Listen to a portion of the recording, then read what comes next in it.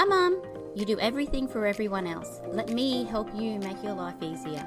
Quick, short information to make you empowered and remind you why you are so important.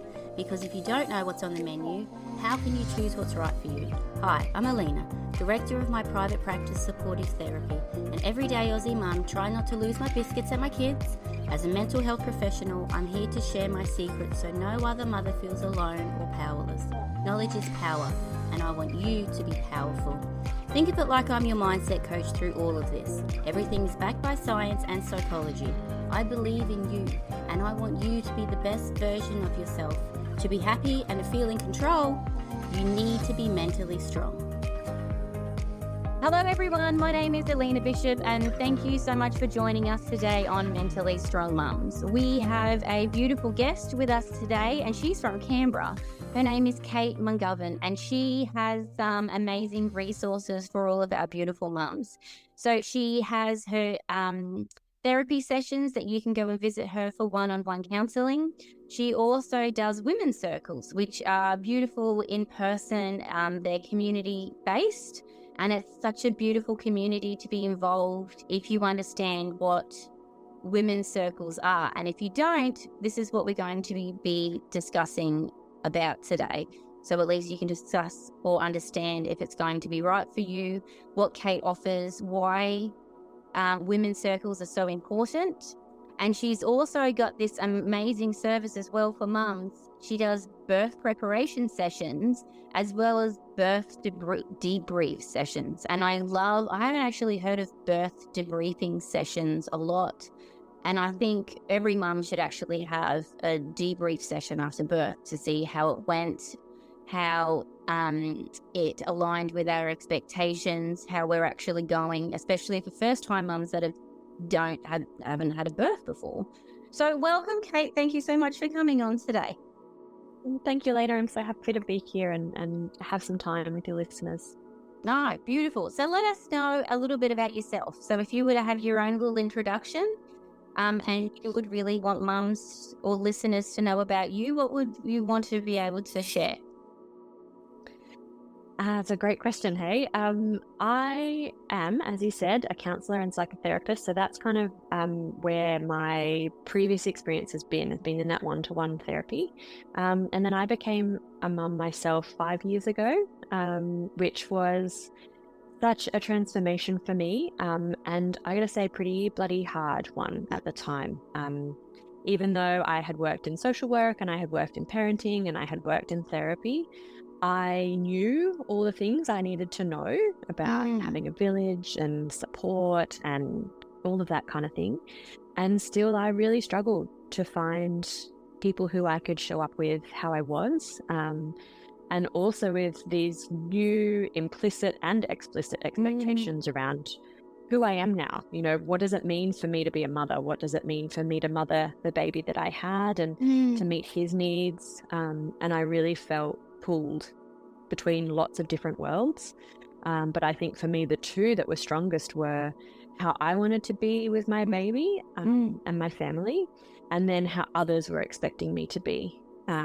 And I really found it difficult to sit with the narratives of bouncing back, of super mum, of, you know, why aren't you at a cafe a few days later when you're getting back to the gym? All of those kind of things really came up for me. And I really struggled with that. And I felt really isolated from people who I thought were doing the super mum thing really well. Yeah. And where I thought I was, which was struggling. I was really struggling.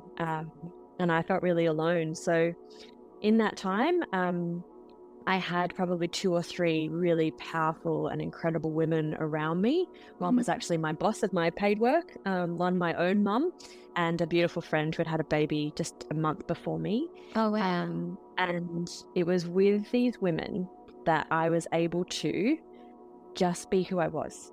To be struggling and joyful and emotional and steady, and to be all these really complex things that we are as women and that we particularly are as mothers. They gave me that space and really allowed me to be upset about what I was upset about and to be loving what I was loving, and that we could have those two truths were in the same conversation. And so for me, that really sparked a passion of why aren't mums able to show up like this in other places? You know, I was in my mother's group. Why couldn't I be rage-filled and loving in that space? You know, why could I only be one or the other? And so with my kind of therapist brain in the background there, I started thinking, well, if it doesn't exist, maybe I can make it happen. Maybe I can build it. And that's really where my little business, Kate Mungoven Counselling, has come from. And what I love about what I put forward professionally is that I hope to create a space where 2 or more truths can be real for us, that we can show up real and raw and gritty. We don't have to be polished. We don't have to be grateful. We don't have to be okay. And we can still be these incredible mothers and incredible women in those points of time. So that's what my business started as. And as I started working with mothers, I really heard that the one-to-one therapy was helpful and empowering and safe. And we were still asking the question, well, where are my people? Where are my where are the other mums who come over with takeaway coffees to see me in my pajamas? And we just love on each other. And that's really where circles kind of came into my life, because circles are traditionally, I mean, there's lots of different variations through beautiful and ancient cultures throughout the world. And we see this in our First Nations cultures in Australia, sitting with other women, sharing the knowledge, the wisdom, the understanding that other women have, and really acknowledging what it is to be a woman in that space, away from pressures and judgment and the male gaze that really impacts us. So that's really where I landed my circles, and we laugh and cry and create things and share things and swear and love. You know, it really is a space where we are showing up wholly present, messy as all hell, and really ready to kind of connect. So that's a bit of me and a bit of kind of how I got to the services that I offer. No, I love it. And I think there's so many women and mothers that have a similar story of how after the birth and after the child, and how sometimes it can be difficult, and it doesn't matter our background or our preparation or our education, it still doesn't prepare us. And it is that actual, where's my village? Where are they? Like, are they coming?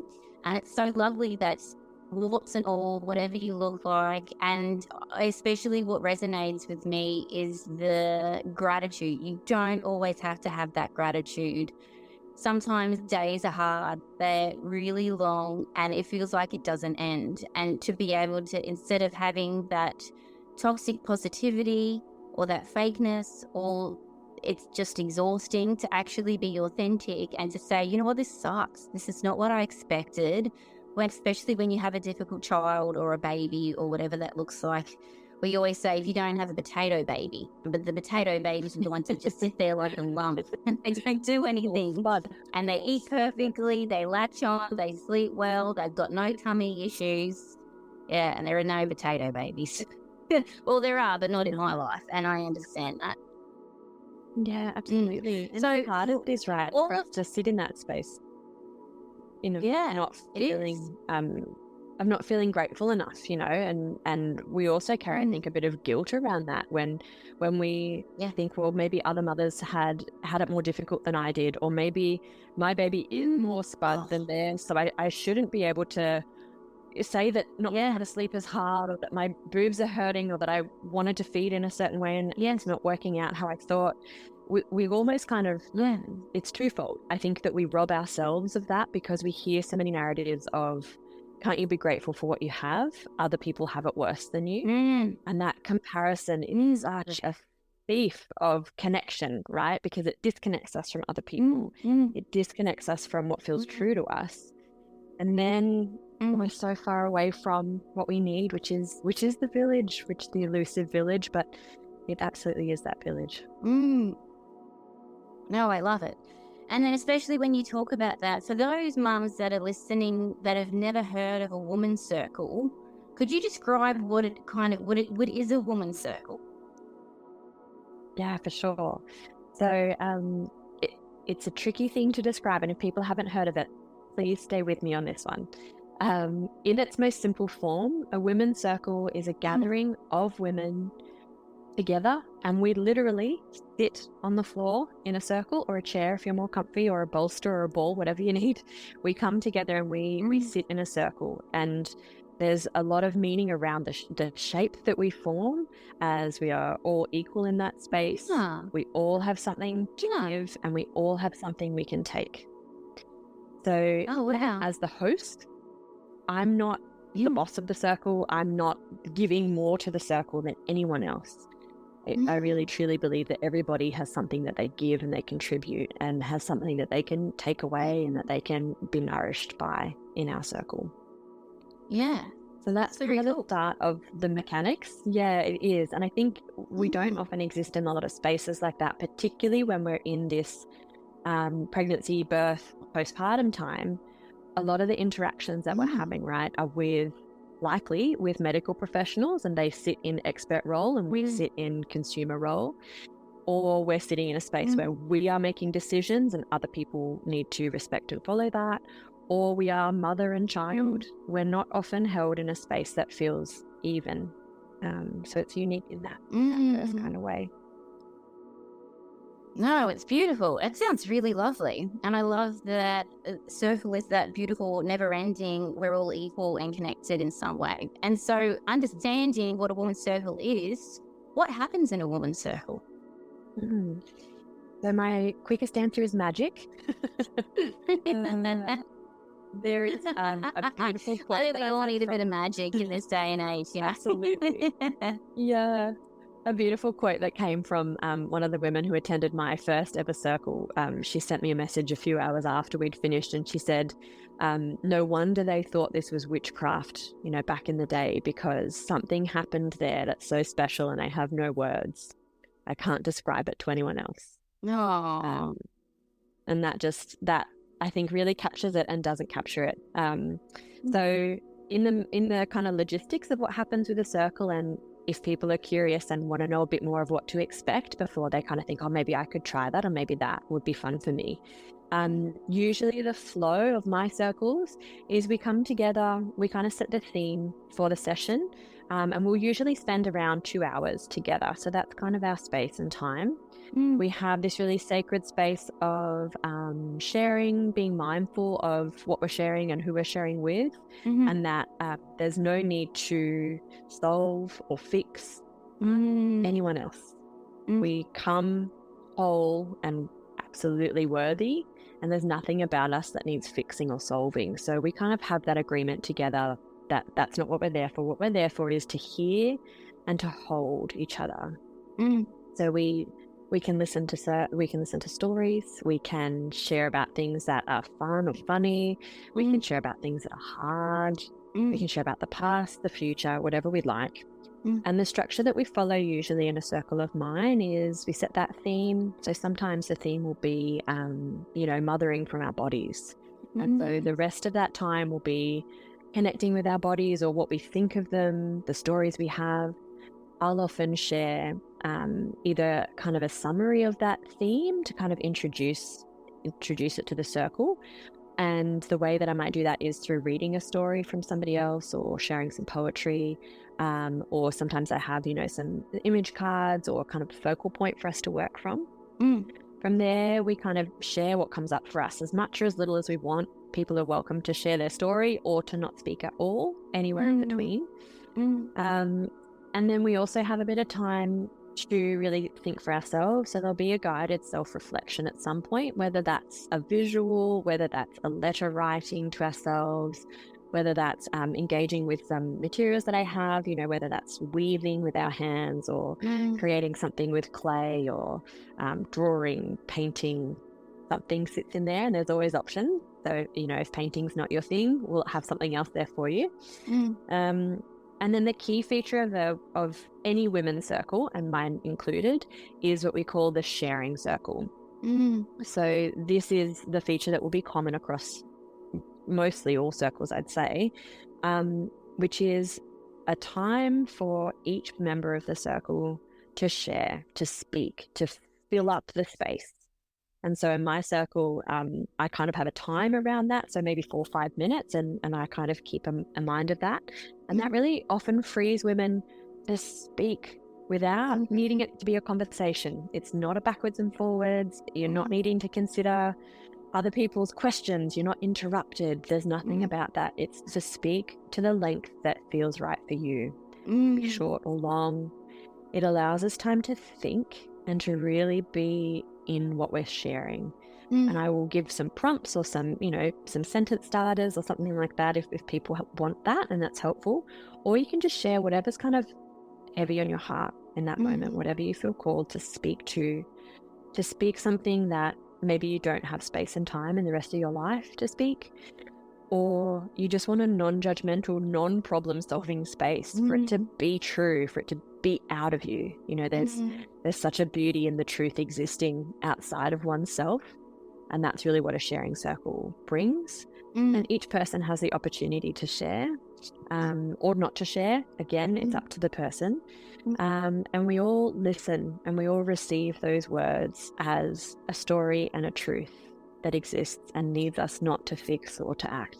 And that's really where that magic happens. So we can call it magic. My therapist brain wants to call it co-regulation. So depending on what makes sense for you, or anything in between, but we really sit energetically together in a way that is breath, that is grounding, that feels steady. And, in my training of attachment and somatics, it really is about co-regulating in the space. So that's why it literally feels good. We get some sense of oxytocin. So we get some love chemical coming through in our brains and our bodies. We have a regulating heartbeat and breath that naturally occurs in a safe space with other people. And so that also happens. Our bodies react to being in this space as much as our minds and our souls absorb it too. And that's what a circle with me would look like. No, it sounds amazing. And I can even just tell you've got this calming demeanor and this calming kind of warmth and like this nurturing nature where it doesn't matter. I would love to go because I can definitely tell in your circle it is non-judgmental. You would accept me for who I am. If I didn't want to talk, you wouldn't pressure me into doing it. But obviously I'm always extra. So if I wanted to be, then you would let me be. And everything that I always do is always backed by science. And I love it that you're able to say, well, this is what it feels like. And it is like this magic for all of these people that aren't here. But actually, there is so much science behind why this works. There is so much science why this is powerful, and the science behind how it can change your nervous system and resolve your trauma and feel connected as humans, and obviously releasing certain brain chemicals which then increase happiness, increase connection, that have long-term positive results for well-being and for positive recovery. And I love it that you can explain it in all of those terms. Absolutely, because I think sometimes we can feel kind of pulled between those two of what we know instinctually and through our traditions that this feels good and feels nourishing. Yeah. And we can hold, so we have new ways of explaining that. We have new ways of exploring what that is. Yeah. And so I love that circles have that bridge. And me as a therapist, similar to you, I want to know, so what's going on in the human being in this space? How do I know that their nervous system is experiencing safety rather than threat? How do I know that the space I'm holding does feel like healing and does feel trauma informed?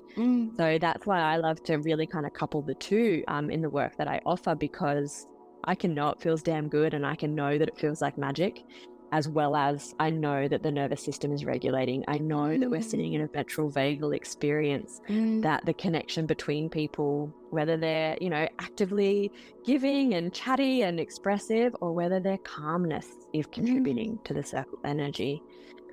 I see that happening, and absolutely I see what the science is behind it, which really reassures. And I think it also reassures different mothers who want to come to this space, who may be drawn to, I just want to go and have someone else think for me for a few hours and an afternoon tea talk. Yeah. And other mothers who are thinking, I really want to know what the science is. Why am I investing in this? Why is it worthy of my time? Why would I put myself out there to be vulnerable here? What's my return on this?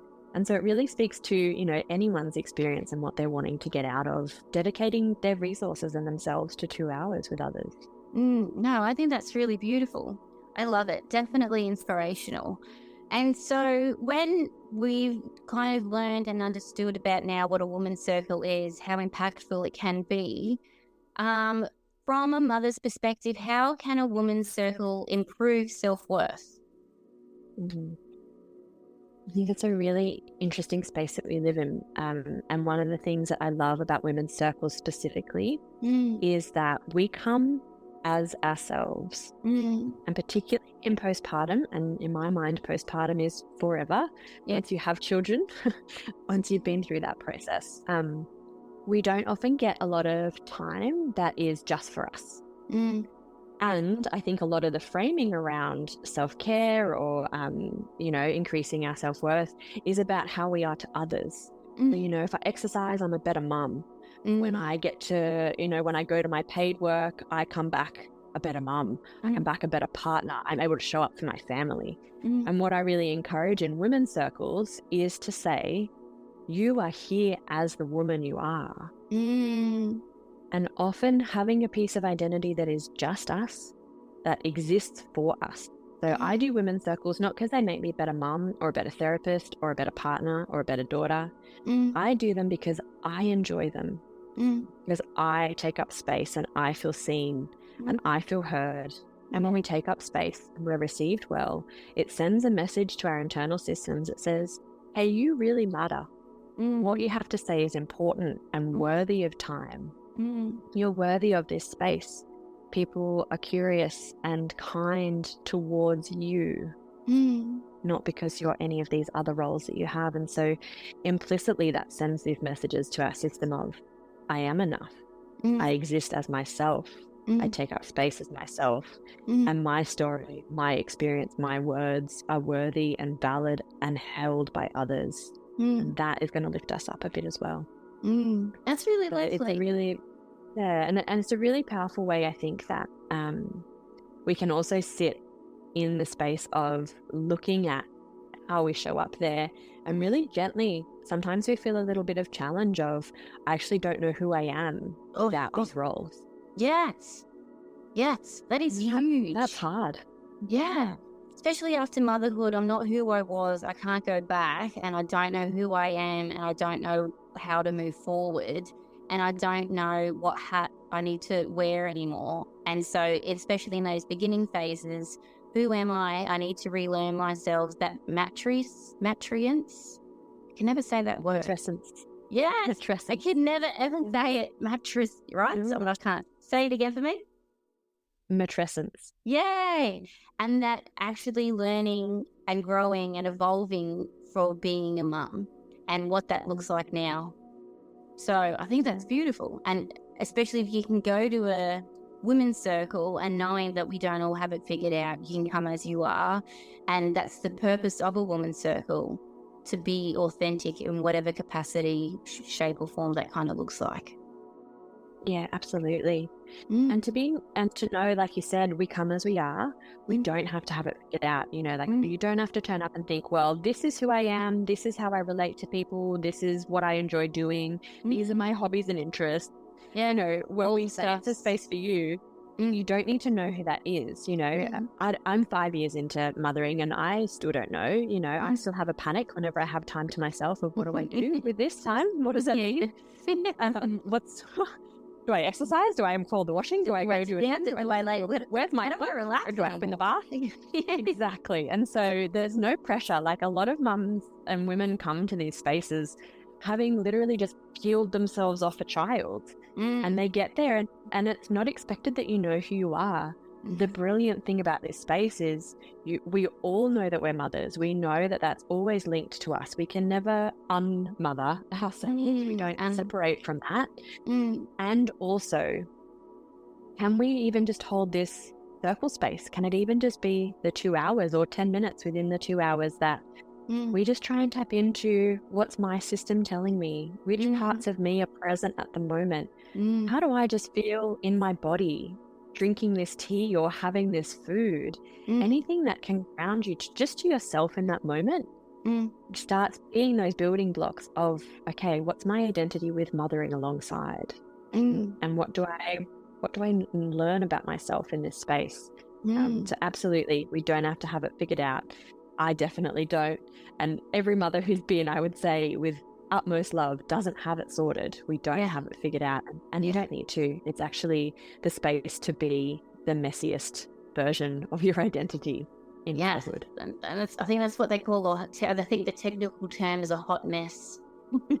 Absolutely. Absolutely. Yeah. And it's such a powerful thing to show up and to be accepted and held for that, right? It's not an apology. There's no, I have a rule. It's very simple. No sorry. We don't show up and apologize for who we are or who we're not, or what we are or what we're not. Which can be very difficult for women who are people pleasers, all of that lack of self-worth kind of stuff. So, which is a lovely space if you can find somewhere that you don't need to apologize for your existence. Or make yourself small, or make yourself palatable or likable or lovable. It's a given. It's unconditional in this space. And so before, I think you had mentioned the words community building. What does that actually mean, especially in terms of this space? Yeah, so community building, is the fancy version of village. For me, it's about setting a space where you've kind of found your people, and not necessarily, your existing friends or family or the other parts of your life, but finding people who, and I don't know, if you've had this experience where you have maybe that one friend who you don't have to see all the time, you're not necessarily in super regular contact, but when you see them, it's almost like your hearts know each other, and that's all you need. Yeah. So a lot of us have had an experience of that, or can kind of imagine what that may be.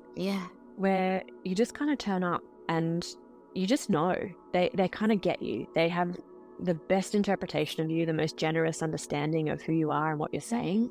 And that to me is what community really is. It's not a numbers game of having heaps of girlfriends to go out to dinner and drinks and do all of that with. To me, it's really about finding the people who just welcome you in and who you feel comfortable to welcome into. And so that's what I see as the real powerful part about Circle is we skip the small talk.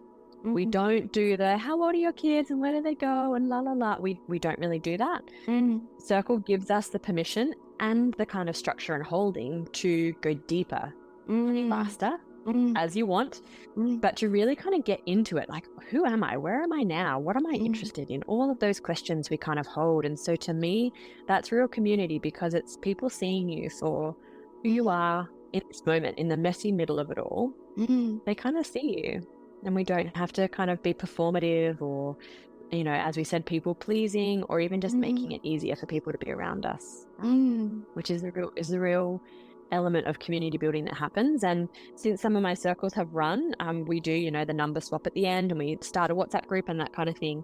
And actually what I find is that the women who come back to Circle maybe haven't seen each other in between them. Maybe it's a month or 2 months between actually seeing each other, and we still kind of start back in that place of deep knowing. And that to me is what real community building is about. That sounds like a really nice place I want to live in. It feels like it sounds like every suburb kind of needs that, and especially for people that haven't heard of a women's circle and actually what goes on in the space that it is. It's actually really inspirational, gives us hope, and has that collaborative community of how to actually step by step build a village and find those people, because it's always past that surface and into vulnerable and honest.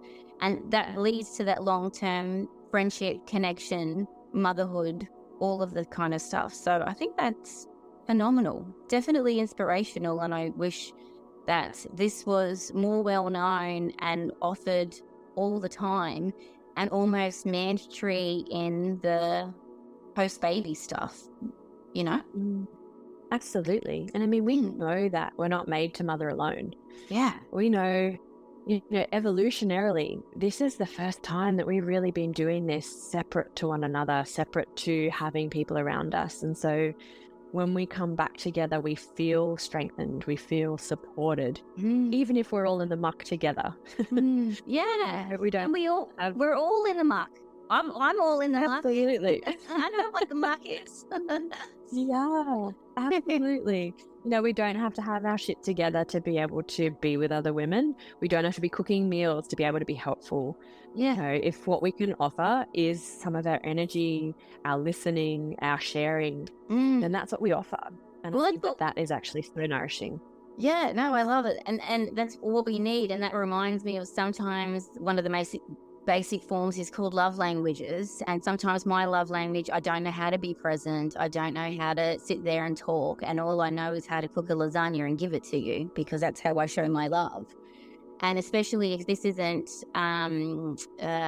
natural or normal for you, being able to kind of force yourself in a way to be in this vulnerable position of a woman's circle, to then try and learn these skills that you might not have had in the past, and learn it's okay and it's safe to be vulnerable, especially people with trauma in the past that have been hurt or childhood, all of that kind of stuff.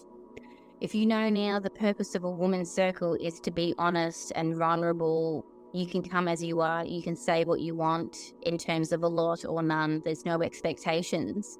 It can actually then help you understand what healthy relationships look like and what it feels like to truly be connected as humans, as opposed to maybe what I've learned shows my love, as opposed to really connecting with love. Absolutely. And I think you touched on something really brilliant, which we could spend a whole nother episode talking about. But so many of us travel through our experiences and our growing up with sister wounds that we call, those interrelational wounds that happen between women. Yeah. So we may not be able to be vulnerable with other women because we have protective parts of us that say, no, that's not safe. I'm scared to go there. That doesn't feel right for me. And so often what we need in those times and places is safe, supported, held spaces where we can just put a toe in the water. Yeah. And we can maybe gather a little bit of evidence for that part to say, I know it's been scary in the past and I know you want to protect me from further hurt. Could we just try a tiny, safe try of it? Yeah. And then we get a bit of evidence that says, I went to that circle, I didn't share about my stuff, I ate some cheese and crackers and I went home, and you know what? I actually felt respected by those women. I actually saw them engaging in a way that was healing. And I could watch that from a safe distance. Maybe I'll put 2 toes in next time. Maybe I'll jump in the WhatsApp group and have a play date. It just really is who you are, where you're up to and what you've got. Loved and wanted and welcome. And that's an incredible thing. No, I think that's amazing. And it's definitely something that I would love to encourage for everyone to try and find if they can. And so especially for you, it's been such a lovely episode. It's been actually gone by really quickly. But especially for people that don't live in Canberra, how can we find you? Great. So I am mostly on Instagram is the best place to catch me and where I'm more so regularly. So I'm just at Kate Mungoven Counselling. So KateMungoven Counselling. So jump on there, chuck me a DM, suss me out, look at my things. There's resources on there about circles. There's a bit of Q&A about circles that I've had in the past if you want to learn more. And I also advertise my upcoming circles through there. And then I'll link to my website, which is where you can read kind of longer form about what it is, what do we do, what does it look like, and a few testimonies from previous people. And what's your website? And it's just katemungoven.com. Cool. Kate Mungoven. All nice and easy to remember, hopefully. Mungove. That's right, yeah. And for those who are listening from beyond Canberra, because I am Canberra-based, down here in Ngunnawal in the Ngambri country, if anybody is beyond this space and would be interested in doing an online circle, I really encourage you to let me know. It is absolutely something I'd be happy to offer if we had a few people interested. I'm really happy to host those. So if you're beyond Ngunnawal and the Ngambri and further out, let me know and we'll see what we can do to get some more village and more community around you. Anyone that's listening, please reach out. She is definitely a safe space that you can connect. Even if you didn't want to commit, you could just ask her a couple of questions, because she's very receptive, very open, and obviously very passionate and very knowledgeable. And I do love it. I do. We could probably have a whole podcast in the future about sister wounds, and how that impacts our safety, connection, and vulnerability. But I do love it as well for all of those mums, if you are interested in birth preparation sessions and even birth debriefing sessions. And I'm pretty sure all of those could be online as well, and how to prepare the best way that you can, especially if you resonate with Kate and her nurturing, warm, empathetic, and knowledgeable. I think you can kind of hear it, especially on this podcast, on who she is, and she's authentic, and she's just genuinely here to help. So we really appreciate you coming on today, and I love all of your knowledge, and hopefully looking forward to speaking with you again in the future.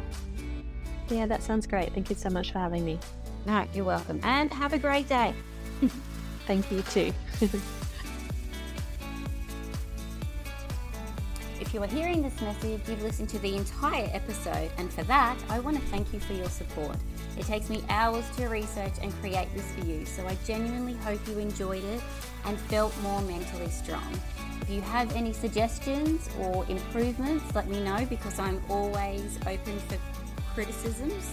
If you have found my information useful, please leave a review and subscribe. So by leaving a review, it's a value exchange. It's good karma. I value your support just as much as you value my free information. So find me on Instagram and Facebook by searching Mentally Strong Mums, and I'm Aussie, so it's spelled MUM. And then you can find heaps of resources on www.mentallystrongmums.com. And this podcast is for you, so let me know what topics you would like to see covered in future episodes. And if yourself is a professional that is working with mums and would like to be a guest to help other mums be mentally strong, I would love to support you. So message me on Instagram on Mentally Strong Mums, MUMS, all one word. Thank you so much for your time. Have a wonderful day, you beautiful mum.